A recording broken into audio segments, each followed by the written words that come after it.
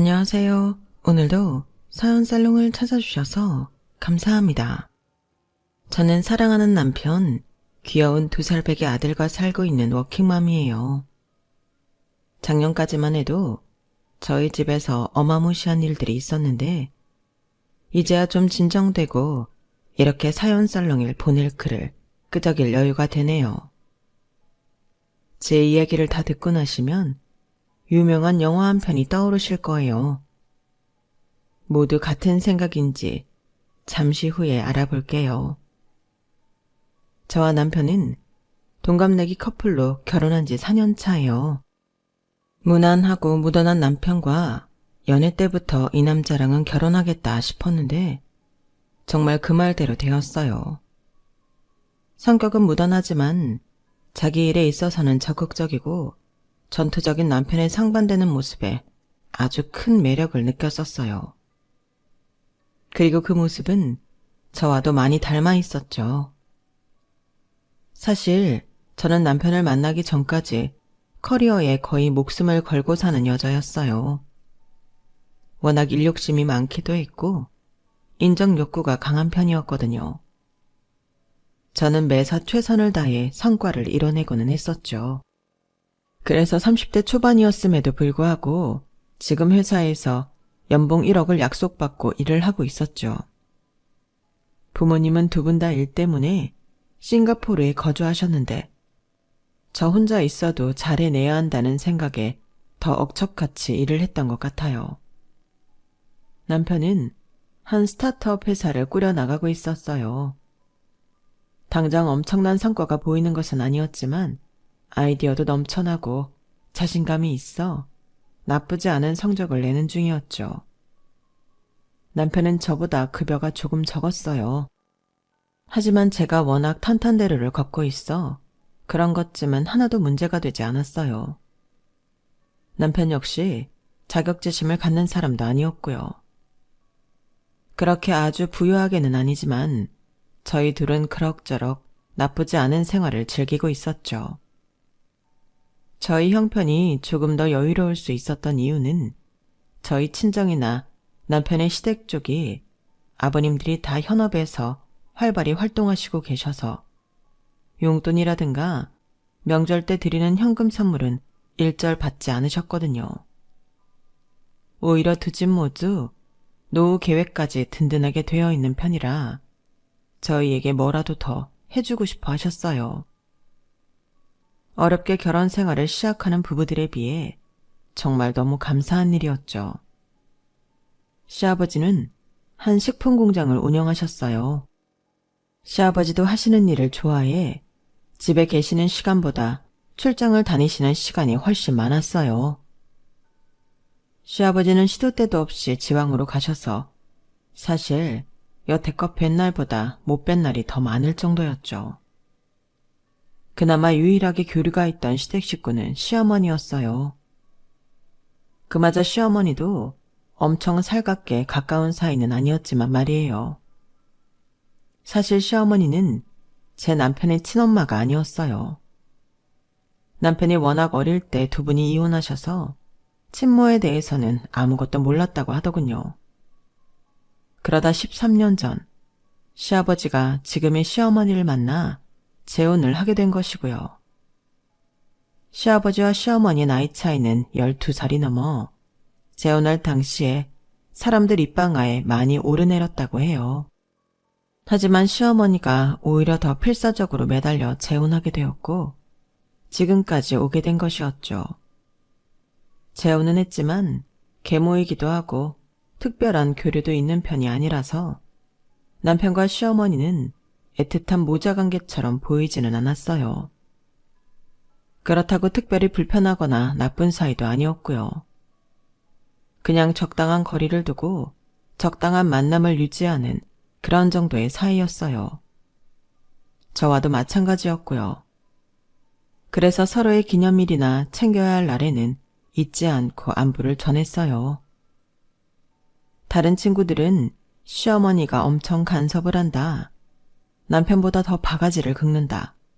이것저것 트집을 잡는다 등등 투덜댔지만 저는 반대로 시어머니와 원만한 관계를 유지하며 서로의 적정선을 넘지 않아 불편할 것도 전혀 없었어요. 이렇게 저는 제 결혼 생활에 매우 만족하고 있었어요. 자기야, 나 할 말 있어. 뭔데? 다 들어줄게, 해봐. 자기가 들으면 너무 놀랄 것 같은데? 이혼하자란 소리만 빼고 다 해도 돼. 나 아기 가졌어. 뭐? 정말이야? 어느 날 저희 부부에게도 소중한 생명이 찾아와 주었어요. 계획한 임신은 아니었지만 그렇다고 완전 딩크주의도 아니었기 때문에 아이가 와준 것 자체를 감사하고 축복으로 받아들이기로 했죠. 저는 워낙 일에 미쳐서 사는 사람이었기에 아이가 생겨도 그러면 어떡하지 하고 고민을 했었는데 다 기우였어요. 제 뱃속에 아이가 있다는 사실 하나만으로 저는 회사와 협의에 일을 대폭 줄였고 최대한 마무리가 깔끔한 일들만 할 수 있게 되었어요. 하지만 회사에서도 제게 원하는 것은 있었죠.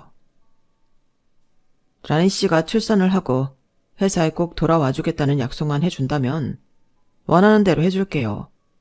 저희는 라니 씨의 능력을 정말 높이 사고 있어요. 집에서 아이 키운다는 것을 얕보는 게 아니라 라니 씨처럼 똑똑한 사람들이 사회에서 활발하게 활동해 주어야 경제가 돌아가고 발전이 되는 거예요.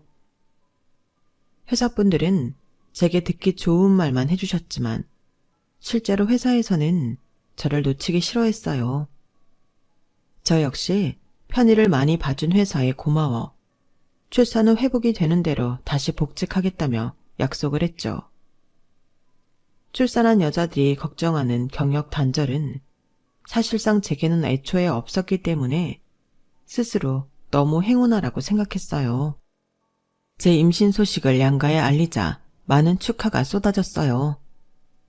엄마, 나 임신했어. 10주 됐대. 어머, 라니야. 우리 딸이 엄마가 된다니. 이렇게 좋은 소식이 있을 때 엄마랑 아빠가 옆에 없어서 미안해. 아니야, 그런 말 하지 마. 그래도 너무 미안해서 너무 좋은데 미안하기도 하고. 엄마 울지 마. 나도 눈물 나잖아. 저희 부모님은 완전히 축제 분위기였고 당장이라도 비행기를 끊고 한국에 들어오시겠다는 것을 제가 겨우 말렸죠. 남편이 시아버지에게 손주가 생겼다고 말했고 저는 처음으로 시아버지께 문자를 받아봤어요. 임신 축하한다. 항상 몸 생각하고 건강 잘 챙겨야 한다. 필요한 것 있으면 언제든 이야기하고. 저는 시아버지의 문자를 받고 피식 웃었어요. 자기야, 문자만 봐도 아버님인 줄 다 알겠다. 그렇게 무뚝뚝한 분이 하실 수 있는 표현을 최대한 다 해주셨네. 그러게 말이야. 난 여태까지 살면서 아버지한테 문자 한번 받아본 적 없는데. 영광이네. 어머님한테도 말씀드렸어? 전화를 안 받으시길래 메시지 남겨놨어. 잘했어. 얼마 후 시어머니에게 전화가 걸려왔어요. 전화를 받자마자 아주 살가운 목소리로 축하를 해주시더군요. 어머머, 우리 며느리가 임신을 했구나. 세상에, 너무너무 축하해. 입덧은 없니? 다른데 불편한 곳은 없고? 저의 임신을 축하해주는 시어머니가 뜻밖에도 너무 상기된 채로 이것저것 질문도 해주고 챙겨주려는 모습이 보여서 내심 놀랐어요. 사실 속으로 그렇게까지 챙겨주실 거라고는 전혀 예상도 못했거든요. 뭐부터 사야 되지? 임부복? 임신부 속옷? 허리도 많이 아픈데 편한 등받이 쿠션도 필요하겠네. 아, 어머니, 저 아직 임신 초기라서 그런 것들 급하게 필요하지는 않아요. 때 돼서 필요하면 제가 구매할게요. 그래도 저 생각해서 말씀해 주셔서 고맙습니다. 아우, 라니 너는 내 며느리가 왜 이렇게 거리감 있게 구니? 친정 부모님도 다 여기 안 계시니까 내가 잘 챙겨줄게. 필요한 것 있거나 먹고 싶은 것 있으면 언제든지 말해. 알았지? 저는 통화를 마친 후 남편에게 의아한 얼굴로 물었어요. 어머니가 생각보다 훨씬 내가 임신한 걸 반기시네? 그동안 내가 너무 멀게만 느꼈나? 이렇게 따뜻하고 좋은 분인데. 그러게, 나도 옆에서 들었는데 목소리가 완전 다르던데? 진짜 좋아서 하시는 말 같았어. 이제 어머니랑 좀 친하게 잘 지내야겠다. 괜히 죄송하네. 다 나 때문이지 뭐. 자기가 미안하긴. 남편은 자신이 계모인 시어머니에게 살갑고 친아들처럼 대하지 못해 저까지 친해질 수 있는 기회가 애초에 없었던 것 같다며 미안해하더군요. 그만큼 시어머니의 엄청난 축하는 저희 부부에게 이상하리만큼 어색한 일이었어요. 그 후 저는 최소한의 일만 하고 나머지 시간에 임신과 출산, 육아에 대해 정보를 알아보러 다녔어요. 제가 모르는 것들이 정말 많더군요. 두렵기도 했지만 신기하기도 했어요. 필요한 구매 목록들도 작성하고 아기를 위한 방을 어떻게 꾸밀까 이것저것 생각도 했어요. 그때 마침 전화가 울렸어요. 어머님, 아침부터 어쩐 일이세요? 그냥 목소리 듣고 싶어서 이제 홀몸도 아닌데 잠은 잘 잤는지 밥은 잘 먹었는지 궁금해서. 아, 네. 이렇게까지 생각해 주셔서 고맙습니다. 필요한 것들은 사고 있니? 아, 마침 목록 정리하고 있었어요. 지금 필요한 거랑 나중에 필요한 것들 추려서 사려고요. 아우, 역시. 라니 넌 어쩜 하는 일마다 그렇게 똑부러지고 흠잡을 데가 없니? 며느리 하나는 정말 잘 얻었어, 내가. 아침부터 과한 시어머니의 칭찬이 너무 낯설어 몸둘 바를 모르겠더군요. 그런데 라니야, 내가 부탁 하나만 해도 될까? 말씀하세요. 너 필요한 거 사면서 똑같은 걸로 하나씩만 더 사줄 수 있니? 돈은 내가 나중에 한 번에 줄게. 똑같은 걸로요? 속옷이면 속옷, 아기 손수건이면 손수건, 아기 가구면 가구, 뭐든 너 사는 거 그냥 하나씩만 더 사다오? 저는 흠칫 놀라며 물었어요. 혹시 어머님도 임신을... 아우, 망측해라. 이 나이에 무슨 임신이니? 너희 시아버지 지금 출장 가서 얼굴 못 본 지도 한 세월인데. 저야말로 깜짝 놀랐어요.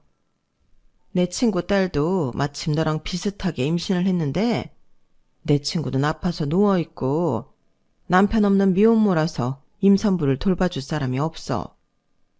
어릴 때부터 봐오던 내 친조카 같은 애인데 그냥 보고만 있자니 마음에 영 걸려서 말이야. 엄마 친구로서 이렇게라도 좀 도와주고 싶어서. 그런데 내가 애를 낳아본 적이 있어야 말이지. 뭐가 필요한지도 잘 모르겠고 요즘 뭐가 다양하던데. 너도 마침 임신을 했으니 이것저것 필요한 것들 알아보겠다 싶어서 부탁하는 거야. 좀 해줄 수 있지? 네, 그런 부탁이라면 해드려야죠. 미혼모면 외롭고 힘들 텐데 어머님이 이렇게까지 도와주신다니 다행이네요. 제가 사면서 같은 걸로 하나씩 살게요. 혹시 지금 입는 옷이나 속옷 사이즈 알고 계신 거 있으세요? 너랑 똑같아. 키도 비슷하고 몸매도 아주 비슷해. 그러니까 네가 사는 거 맞춰서 똑같이 사주면 될 거야. 그리고 아기 성별은 아직 모르지만 걔는 파란색이니 분홍색이니 상관없는 애니까 그냥 아무거나 사다 주렴. 전화를 마치고 저는 오히려 시어머니를 다시 보게 되었어요. 어려운 상황에 있는 당신 친구와 그 딸, 뱃속의 아이까지 이렇게 챙겨주는 모습이 대단하다고 생각 들었거든요. 그때부터 저는 어머님과 자주 연락을 하게 되었어요. 필요한 것들을 사서 배송을 시키고 전화를 알려주고 다음에 또 필요한 것들을 주문받고는 했으니까요. 번거롭지는 않았어요. 어차피 제가 사는 거 똑같이 2개씩 사면 됐으니까요. 집에 육아 아이템들이 점점 쌓여갔고 정말 엄마가 되는구나 싶었어요. 하루는 친정엄마와 아빠가 싱가포르에서 잠시 귀국을 하셨어요. 제가 엄마가 되고 나니 묘한 감정이 들어 친정엄마 얼굴을 보자마자 눈물이 터지더군요. 우리 딸 고생 많았어. 많이 보고 싶었지? 엄마랑 아빠 너무 보고 싶었어. 배가 그래도 옳지 나왔네. 기특하다, 우리 라니. 부모님이 한국에 머무르는 시간은 얼마 되지 않았어요. 너무 안타까웠죠. 그래도 부모님은 큰 캐리어에 가득 선물을 담아오셨어요. 뭘 이렇게 많이 가져왔어? 싱가포르 물가도 비싼데. 이거 임산부를 위한 영양제라는 게 꼭 먹어봐. 다 유기농 재료로만 만든 거라 너무 좋대. 그리고 이건 구서방주고 여기 이것들은 시부모님 가져다 드려. 이렇게나 많이? 엄마랑 아빠 한국에 없는데 그 어르신들이 너 잘 챙겨주실 거 아냐. 감사하니까 많이 가져다 드려. 저를 위해 시댁에 선물을 가져온 엄마 앞에서 오히려 제가 심부름 부탁을 하고 있다는 말을 차마 하지는 못했어요. 부모님이 싱가포르로 돌아가시고 저는 시어머니에게 계속 연락을 취했지만 닿지를 않았어요. 그래서 퇴근길에 잠깐 시댁을 들려서 선물을 드리고 가려고 했죠. 어머님 집에 안 계시나? 어머님! 그때 부엌 쪽에서 드런드런 이야기 소리가 들려 가보니 시어머니와 한 젊은 여자가 과일을 먹으며 담소를 나누고 있더군요. 저를 발견한 시어머니는 깜짝 놀라며 어머 라니야, 이 시간에 여긴 어쩐 일이니? 시어머니와 젊은 여자는 너무 당황한 표정으로 어버버 있더군요. 드릴 것 있는데 전화도 안 받으시고 해서 그냥 직접 왔어요. 옆에 저분은 누구세요? 아, 여기는 내가 전에 얘기한 내 친구 딸 임신했다는 애 있잖아. 계속 혼자 있다 그래서 집으로 불러서 뭐 좀 먹이고 그랬어. 아, 그러셨구나. 안녕하세요. 안녕하세요. 기어들어가는 목소리로 겨우 인사를 하는 젊은 여자는 20대 초중반 정도 되어 보이는 앳된 얼굴이었어요. 저와 비슷한 체구에 임신한 배까지 비슷하니 기분이 이상하더군요. 이거 저희 부모님이 가져다 드리라고 주셨어요. 잠깐 들렀다 가신 거라 인사도 못 드리고 간다고. 죄송하다고 전해달라고 하셨어요. 아, 사부인도 참 뭘 이런 걸. 고맙다라니야. 시어머니는 정말 오랜만에 임신한 며느리가 선물까지 들고 방문했는데 앉아서 과일 좀 먹고 가라는 권유 한번 하지 않더군요. 저는 어린 임산부가 있어서 괜히 불편할까봐 그런가 보다 하고 인사를 하고 시댁에서 나왔어요. 오면서 계속 그 젊은 여자가 생각이 나더군요. 어쩌다 남편 없이 혼자 애를 낳게 됐을까? 사정은 너무 안타깝네. 그러고 보니 그동안 내가 산 거 다 저분한테 간 건데 아무도 고맙다는 말도 안 해주네. 혼자 서운한 마음을 삼키고 집에 돌아왔어요. 남편에게 말할까 싶었지만 괜히 일만 커질까 가만히 있었죠. 자기야, 다음 주에 아버지 출장 끝나고 오시면 같이 식사 한번 하자 그러시네. 진짜? 아버님 도대체 얼마 만에 뵙는 거야. 누가 보면 해외 사시는 줄 알겠어. 꼭 자기가 있어야 공장이 돌아간다나 뭐라나. 아휴, 전형적인 꼰대시지 뭐. 그래도 간만에 얼굴 뵙겠네. 나 임신하고 처음 뵙는 것 같은데? 벌써 그렇게 됐나? 아버지도 진짜 너무하시네. 며느리한테 무심하네. 그렇게 오랜만에 시아버지 시어머니 우리 부부까지 둘러앉아 식사하는 자리가 마련되었어요. 아버님, 진짜 너무 오랜만이에요. 왜 그렇게 출장을 많이 가세요? 이 나이에 바쁘다는 건 좋은 거지. 라니 건강은 괜찮니? 아기도 건강하고? 네, 둘 다 건강하대요. 참, 아들이라고 성별 나왔어요. 그래, 축하한다. 남자애는 에너지가 넘칠 텐데 성진이가 란이 많이 도와줘야겠구나. 걱정 마세요. 당연히 도와줘야죠. 다들 제 뱃속의 아기 얘기로 하하호호 즐거운데 유독 시어머니만 얼굴이 어둡더군요. 어머니 괜찮으세요? 많이 드시지도 않고. 어? 난 괜찮아. 근데 이거 남는 거면 싸달라고 할까? 뭔 소리야. 지금 애들 잘 먹고 있는데 뭘 싸달라고 해. 오랜만에 보면서 왜 이렇게 주접을 떨어? 주접이라뇨. 당신이야말로 오랜만에 보는데 무슨 말을 그렇게 심하게 해요? 내가 새 걸로 다시 시켜달라는 것도 아니잖아요. 우리가 먹다 남는 것 같으니까 좀 싸가겠다는 건데 뭐가 그렇게 불만이에요? 당신이 언제부터 이렇게 알뜰살뜰했다 그래? 어머머 이 양반이? 그럼 내가 뭐 돈을 펑펑 쓰고 다녔어요?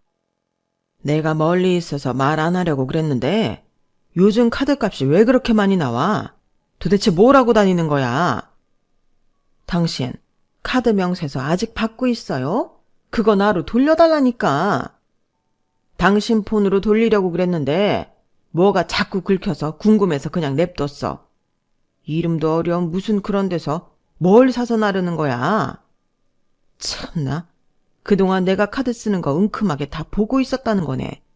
그리고 막말로 당신 돈 그 정도 버는데 안 사람인 내가 용돈도 못 써요? 내가 언제 돈 쓰는 걸로 뭐라 그랬어?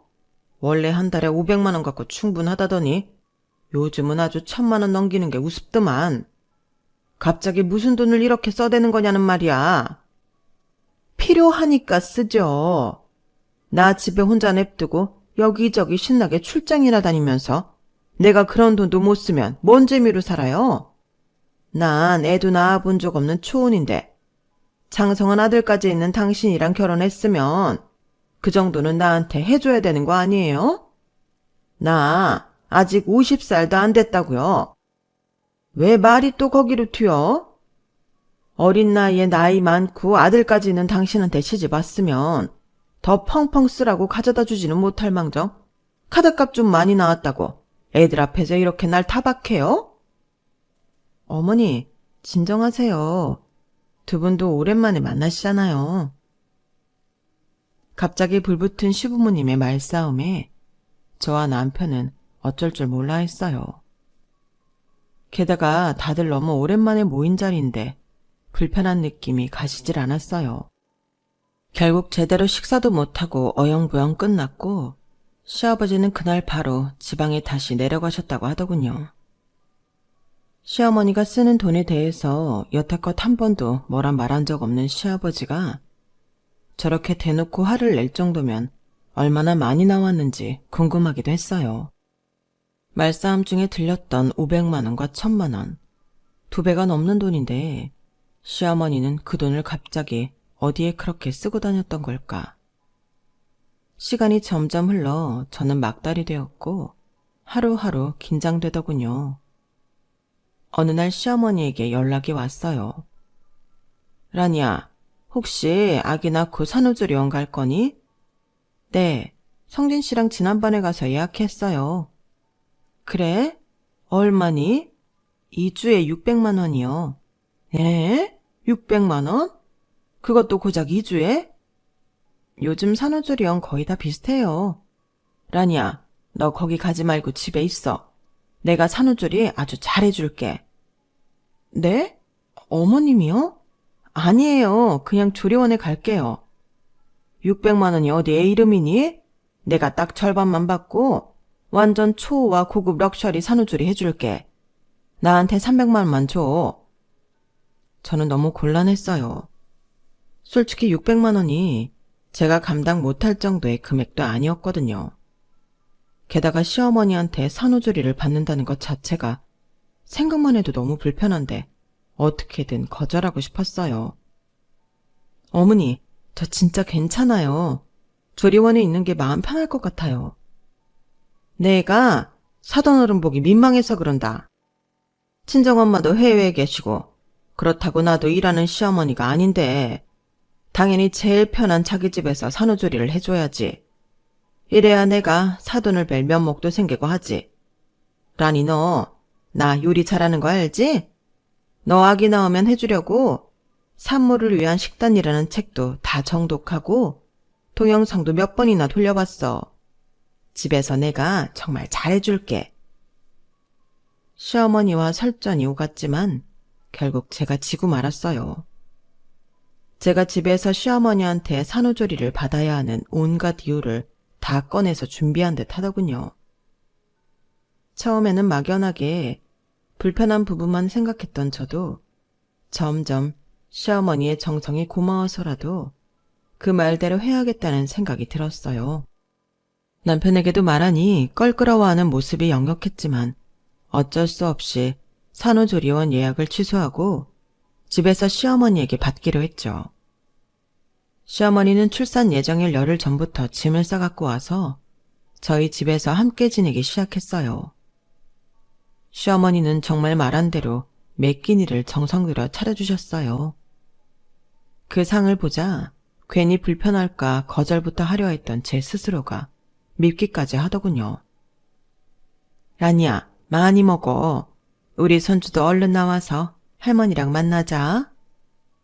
식사는 물론 아로마 오일까지 동원해 산전 마사지도 해주더군요. 어머니, 아무래도 어머니한테 마사지까지 받는 건 좀... 가만히 있어. 어렵게 생각하지 말래도. 그리고 내가 뭐 공짜로 너한테 이렇게 해주니? 나도 300만 원이나 받고 하는 건데 이 정도는 기본이지. 우리가 무슨 남도 아니고. 아기 낳을 때 힘 많이 줘서 쥐날 수도 있으니까 부위별로 다 이렇게 근육 부드럽게 풀어줘야 좋아. 어때? 시원하지? 며칠 후 진통이 시작되었고 저는 아들 혁우를 낳았어요. 제 아이를 마주한다는 것은 정말 말할 수 없는 기쁨이더군요. 아이를 낳고 병원에서의 짧은 시간을 보내고 집으로 돌아왔어요. 시어머니는 신주단지 모시듯 혁우를 품에 안고 예뻐해 주더군요. 그 모습을 보니 그동안 시어머니를 오해했던 제가 죄스럽게까지 했어요.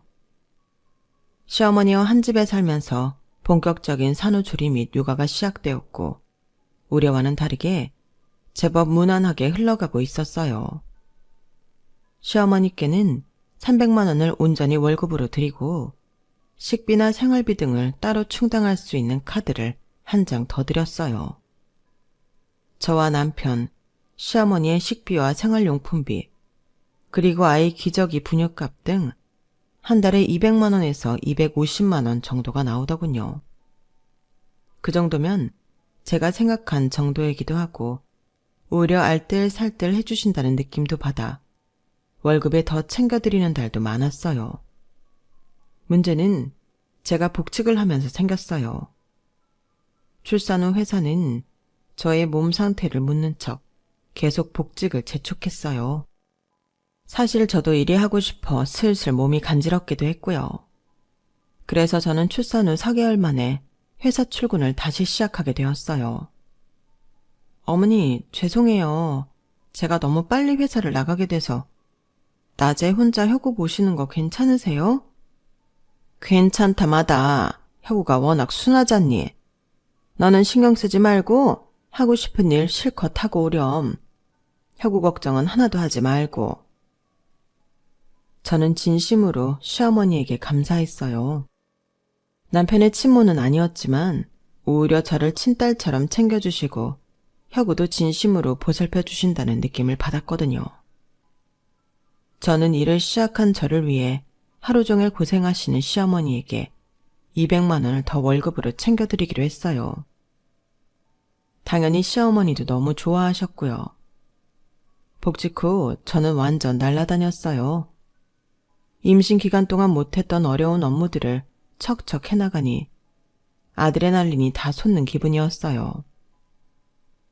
혁우도 너무 예쁘고 사랑스럽지만 나는 아무래도 역시 커리어 우먼이야. 열심히 한 만큼 인정을 받아 임신 전보다 월급도 많이 올라갔어요. 주변에서 칭찬이 마를 날이 없었죠. 그렇게 몇 달을 지나고 났는데 뭔가 이상한 것이 느껴지더군요. 바로 시어머니에게 드린 카드값이 매달 액수를 갱신하면서 이번 달은 630만 원까지 나왔더군요. 시어머니의 월급은 500만 원인데 따로 630만 원이라는 카드값이 나오니 아무리 잘 버는 저도 조금씩 버거워지기 시작했어요. 어머니에게 생활비가 자꾸 느는 것에 대해서 직접적으로 물어봐야겠더군요. 어머니, 여쭤볼 게 있는데요. 그래. 이번 달에 카드값이 630만 원 나왔더라고요. 그래. 혁우가 갑자기 어른처럼 먹고 그러는 것도 아닌데 불과 몇 개월 사이에 카드값이 너무 많이 나오는 것 같아서요. 혹시 다른 데 사용하신 거 있으세요? 내가? 아니, 못하러. 그냥 매달 좀 그렇게 큰 돈이 나갈 때가 가끔 있네. 이제부터라도 좀 조절해서 쓸게. 저 자세로 나오는 시어머니를 보니 더 이상 물어보기 어렵겠더라고요. 그러다 하루는 혁우가 기어가다 어디에 부딪혔는지 머리에 주먹만한 혹이 나왔더군요. 자기야, 아무래도 집에 CCTV를 좀 설치해야겠어. 나름 아기 기어다니면서 부딪히지 않게 다 치운다고 했는데 우리가 안 보이는 곳에서 자꾸 저렇게 다쳐오잖아. 그래, 그럼 방마다 놓지 뭐. 그렇게 저희는 온 집안에 CCTV를 설치했어요. 시어머니께 설치했다고 말을 했지만 제대로 들으신 건지 알겠다라는 말로 넘기시더군요. 다행히 기분 나빠하시지 않는 것 같아 한 걱정 놓게 되었어요. 그렇게 저와 남편은 각자 다시 열심히 일을 했고 평온한 날들이 계속되는 듯 싶었어요. 하지만 다음 달, 그 다음 달도 여지없이 카드값이 600만 원을 넘어 700만 원까지 나오더군요. 핸드폰에 뜨는 카드 사용 내역서를 봐도 모두 제가 아는 식자재 가게, 식당, 온라인 쇼핑몰 등이었는데 왜 이렇게 많이 나오는지 도무지 알 수가 없었어요. 답답하기만 했어요. 저는 혹시 시어머니가 우리가 모르는 방법으로 돈을 따로 쓰고 있으신 것은 아닐까 의심이 들기 시작했어요. 그래서 조심스럽게 회사에서 집안의 CCTV를 돌려보게 되었어요. 이제는 시어머니에 대한 믿음도 있었고 최근 혁우도 크게 다친 일이 없어서 따로 보지는 않았는데 어마무시한 카드값이 결국 제 발목을 잡더군요. 이게 누구야? 이 아이는 또 누구야? CCTV에는 시어머니와 혁우 말고도 다른 사람이 잡히더군요. 그것도 저희가 평일에 출근을 하면 30분 후 들어왔다가 하루 종일 집에 머무르고 저희 퇴근 전에 시간을 맞춰 나가더군요. 매일매일 말이죠. 과거 CCTV까지 다 보니 설치하고 바로 다른 사람이 집에 드나들었다는 것을 알게 되었어요. 그 전부터였다는 거죠. 화질이 좋은 편은 아니라 긴가민가 했는데 혁우가 아닌 또 다른 아이를 안고 있는 여자는 바로 예전 시댁에서 봤던 젊은 임산부였죠. 저 사람이 왜 우리 집에 계속 왔다 갔다 한 거지? 그것도 아이까지 데리고? 머릿속에 물음표만 가득했어요. 저는 그날 저녁에 남편에게 CCTV를 보여주며 예전에 시댁에 우연히 들렀을 때 젊은 여자를 만났던 이야기까지 모두 털어놓았어요. 그때 어머니가 병원에 누워있는 친구 딸인데 미혼모에다 챙겨줄 사람이 없다고 너무 안쓰럽게 얘기하셨었거든. 그래서 내가 필요한 것들이나 혁우 용품들도 꼭 2개씩 사서 그쪽으로 배달시키고는 했었는데 그러고 보니 그동안 샀던 물건값 어머니가 아직 안 주셨네. 나도 깜빡하고 있었다. 나도 처음 보는 여자인데 나도 모르는 여자야. 자기도 혼자 그런 얘기 담고 있어서 힘들었겠네. 그냥 딱한 사정이 있는 애기 엄마인데 잘 모르는 내가 그에 대해서 떠들고 다니기도 뭐하고. 어머니도 워낙 조심스럽게 말씀하셔서 나도 최대한 조용히 하고 있었지. CCTV를 달아놓고 이제야 보는 우리도 참 어리석다. 그러게 미안.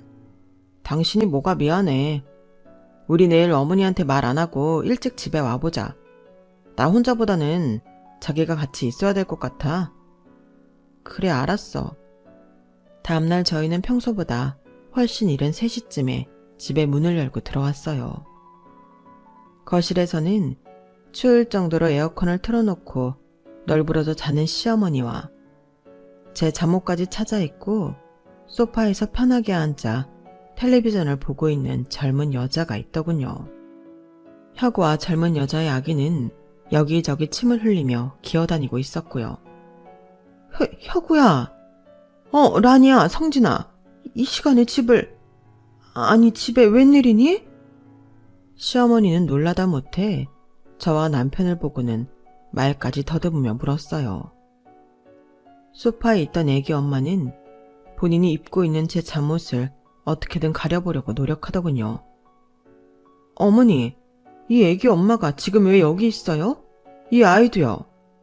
하루 이틀도 아니고 왜 매일같이 저희 집에 와 있냐고요? 저는 혁우를 들어안고 따지듯이 물었어요. 그게 다른 게 아니라 있잖아. 말을 잇지 못하는 시어머니와 애기 엄마를 앉혀놓고 추궁하기 시작했어요. 저희 엄마한테 너무 뭐라고 하지 마세요. 네? 엄마요? 애기 엄마는 시어머니를 보고 엄마라고 하며 저희를 원망스러운 눈빛으로 쳐다보더군요. 결국 시어머니는 모든 것을 실토했고 진실은 기절할 정도로 충격적이었어요. 시아버지와 초혼이고 아이도 없다던 시어머니는 사실은 일찍이 남자가 있었고 그 사이에서 낳은 딸이 있었던 거예요. 나이 차이는 나지만 돈이 조금 있어 보이는 시아버지와 결혼하고 경제적 여유를 누리기 위해 딸이 있는 것까지 숨기고 처녀인 척 했던 것이죠. 그리고 그 딸이 바로 제 잠옷을 입고 있던 애기 엄마이고요. 얘기를 듣고 보니 시어머니와 그 딸의 삶이 참 평행이론 같았어요. 내가 얘를 임신한 게 딱 23살 때였는데 어쩜 얘가 23살에 임신을 한 거야. 기가 막히고 어이가 없었지. 애가 생겼다는 얘기를 듣는데 엄마인 내가 어떻게 매정하게 모른 척 하겠어. 시어머니는 눈물을 철철 흘리며 하소연하듯 말했어요. 그럼 그 전까지는 딸이 어떻게 자라고 있었는지 몰랐던 거예요? 외할머니 손에서 자랐어. 네? 외할머니면 어머님의 엄마? 그럼 지금까지 계속 교류를 하면서 지냈다는 거네요. 자주는 못 만났어. 그냥 용돈 조금씩 보내는 정도였지. 우리 아버지가 벌어다 준 돈으로 말이죠. 화가 잔뜩 난 남편은 시어머니를 노려보며 말했어요. 얼마 전에 외할머니가 돌아가셨어. 딸 혼자 살아야 되니까 이것저것 필요한 거 가져다 주고 게다가 임신까지 했으니까 조금 더 신경 써준 거야. 잠깐만요. 얼마 전이라면 아버님이 카드값이 유독 많이 나오기 시작했다고 하신 그쯤인 건가요? 시어머니는 작게 고개를 끄덕였어요.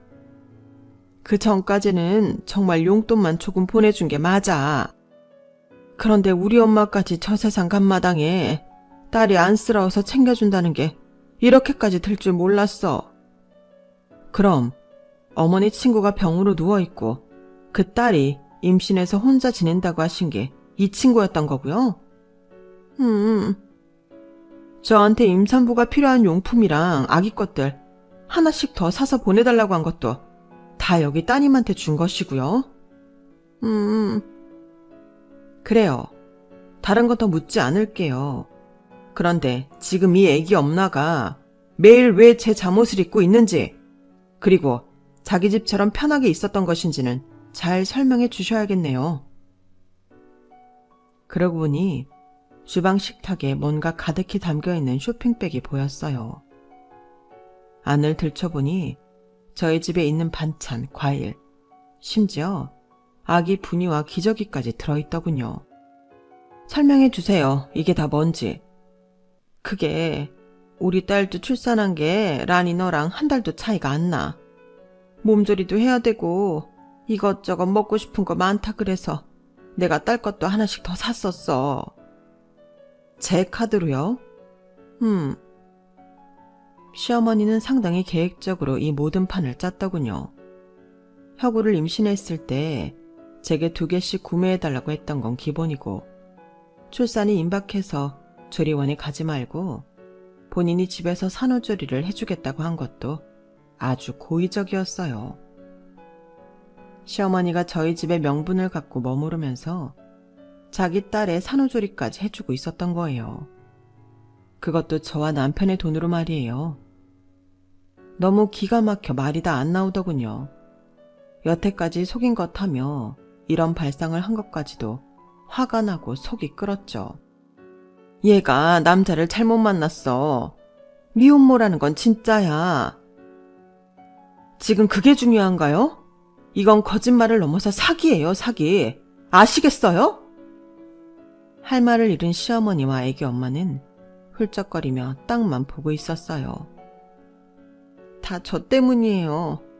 엄마는 아저씨랑 결혼하고 행복하게 산다고 했었는데 괜히 저 때문에 엄마가 이렇게 곤란해진 거예요. 모녀 사이가 정말 너무 남달라서 눈물이 다 나오네요. 저는 잔뜩 비꼬는 투로 말했어요. 이제 어떻게 하실 거예요? 아버지한테도 다 말해야지. 다 어리석은 내 잘못인걸. 이렇게 될 줄 모르셨어요? 집에 CCTV 달 거라고 말씀드렸었잖아요. 내가 깜빡하고 잊어버리고 말았지 뭐냐. 잊어버리실 게 따로 있지. 저희 집에서 죄인처럼 나간 모녀는 한동안 보이지 않았어요. 하지만 시어머니가 시아버지께 사실대로 말한 것 같더군요. 결국 시아버지는 괘씸하다며 이혼을 했고, 요책 배우자라 시어머니는 10원 한 장 못 받고 내쫓기고 말았어요. 거짓말이 거짓말을 낳아 이런 파국을 맞이하고 만 거예요. 저는 얼마 뒤 시어머니의 딸인 애기 엄마에게 연락을 해서 따로 만났어요. 이름이 뭐예요? 이설인이요. 죄인처럼 고개를 푹 숙인 채 애기 엄마는 제 눈도 잘 못 마주쳤어요. 설인 씨는 앞으로 어떻게 할 거예요? 젊은데 일 생각 없어요? 할 거예요. 꼭 일할 거예요. 아기 조금 더 크면 무슨 일이든 할 거예요. 그때 제가 흰 봉투를 앞에 내밀며 말했어요. 그래요. 아직 젊으니까 뭐든 도전하고 해봐요. 이거 받아요. 솔직히 설인 씨가 갖고 있는 돈도 빼앗고 싶지만 설인 씨는 미혼모에다 어머님이 위자료 한 푼 못 받고 이혼당하셨잖아요. 그냥 사람 대 사람으로 주는 거예요. 정말 최소한 돈만 넣었으니까 이걸로 어디 단칸방이라도 얻고 젊은 설인 씨가 일 시작해요. 애기 엄마는 너무 놀란 눈으로 저를 바라보고 있었어요. 저랑 엄마가 미우실 텐데 왜 이렇게... 맞아요. 너무 미운데 이 못난 2 어른 때문에 설인 씨 아기한테 무슨 일이라도 일어나면 안 되잖아요. 알다시피 나도 애 엄마라 아기가 가장 마음에 걸려요. 제 말을 들은 애기 엄마는 펑펑 울며 제 손을 잡고 말했어요. 감사합니다. 정말 감사합니다. 정말 정신 차리고 열심히 살게요. 이렇게까지 도와주셔서 감사합니다. 사실 이렇게 하기까지 저도 고민이 참 많았어요. 하지만 입장을 바꿔서 생각해보면 그럴 수도 있겠다 싶기도 하고 사정이 안타까워 3천만 원을 넣어서 건넸어요. 남편은 저보고 속도 좋다며 혀를 찼지만 그냥 그렇게 해야 제 마음도 좀 편해질 것 같았죠. 시아버지는 아직 제가 돈을 건넨 사실을 모르시지만 언젠가는 말씀드려야겠죠. 참, 제가 처음에 얘기했던 거 기억나셨나요? 저는 시어머니와 애기 엄마를 보며 약간 기생충이 생각나 소름이 돋았거든요. 은밀하게 남의 집에 기생하는 사람들, 바로 그 모녀였다고 생각해요. 부디 우리와는 악연이었지만 모든 걸 다 품어줄 수 있는 좋은 사람을 만나 새 출발했으면 좋겠네요. 앞으로 저도 더 좋은 마음으로 세상을 살아가면 우리 아들도 더 베품 주고 또 받는 사람이 되겠죠. 제 이야기 들어주셔서 감사합니다. 들어주신 모든 분들 행복하시고 건강하세요. 여러분, 사연 댓글에 응원과 현명한 조언 부탁드려요. 좋아요와 구독은 저에게 큰 힘이 됩니다. 오늘도 좋은 일 가득하세요.